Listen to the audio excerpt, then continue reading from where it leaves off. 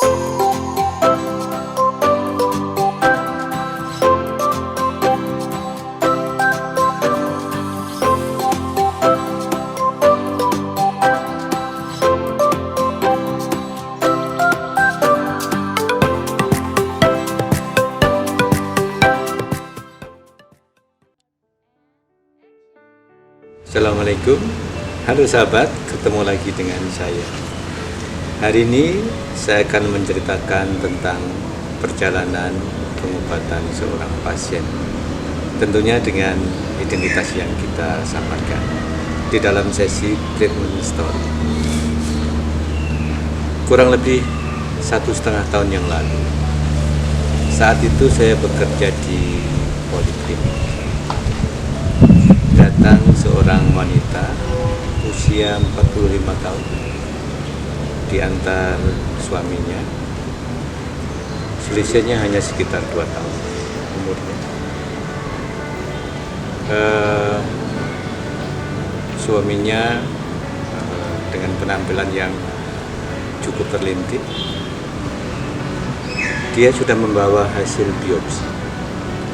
Biopsi adalah mengambil sebuah jaringan untuk diperiksa di laboratorium.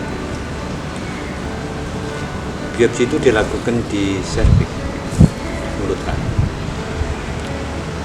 Dan dari pemeriksaan saat itu serta hasil biopsi, kita simpulkan dan kita tegakkan diagnosis pada ibu ini menderita kanker cervix.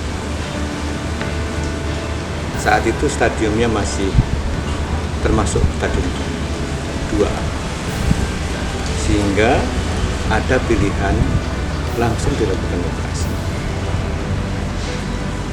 Setelah kita jelaskan, pasangan suami istri ini setuju untuk dilakukan. Alhamdulillah operasi berjalan dengan baik, dengan lancar. Kemudian setelah operasi, kita menghitung namanya faktor prognosis.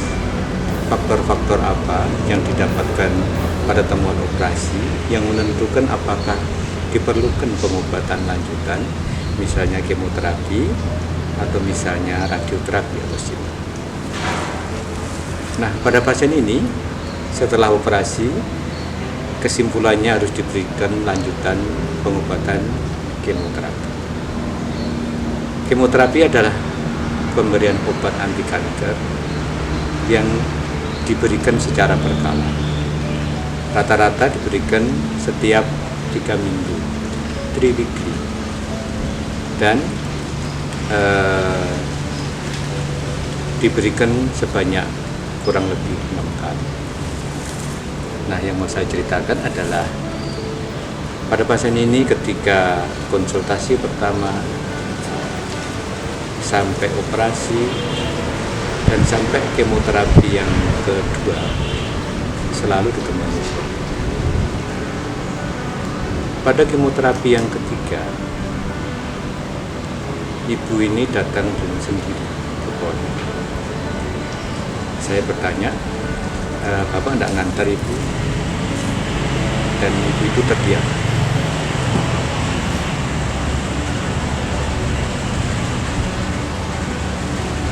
Kita lanjutkan. Jadi ketika saya tanya, ternyata Bapak tidak pulang. Maksudnya tidak pulang. Ibu menjelaskan, ya tidak pulang, tidak kembali lagi ke rumah. Dan kemudian ibu cerita bahwa karena kondisinya, karena penyakitnya, ibu ini ditinggalkan pasangan. Inilah salah satu gambaran dari kompleksnya, saling berkaitannya pengobatan dan seluruh rangkaiannya penderita kanker yang merasakan pengaruhnya adalah bukan hanya pasien, tapi bisa seluruh keluarganya.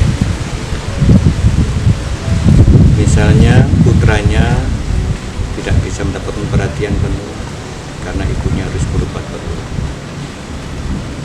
kemudian tabungannya bisa terkuras karena pengobatan biaya yang mahal. Teman-temannya pada awal-awal masih besuk, kemudian setelah beberapa bulan sudah jarang lagi yang datang. Dan yang paling memprihatinkan, kadang-kadang pasangan hidupnya, orang terdekatnya juga tidak memberikan dukungan yang sesuai. Sehingga ada hikmah yang bisa dipetik dari cerita pengobatan ini, bahwa kita selayaknya untuk melakukan atau meningkatkan kewaspadaan untuk deteksi dini kanker, dan masyarakat juga harus meningkatkan pemahaman tentang kanker sehingga terhindar dari penyakit dan tentunya diharapkan keluarganya terbentuk dengan utuh dan baik. Demikian, terima kasih. Sampai jumpa. Sekian info sehat hari ini. Let's keep hope alive. We stand by you. See you tomorrow. Mari dukung channel ini dengan memberikan like, share, comment, and subscribe.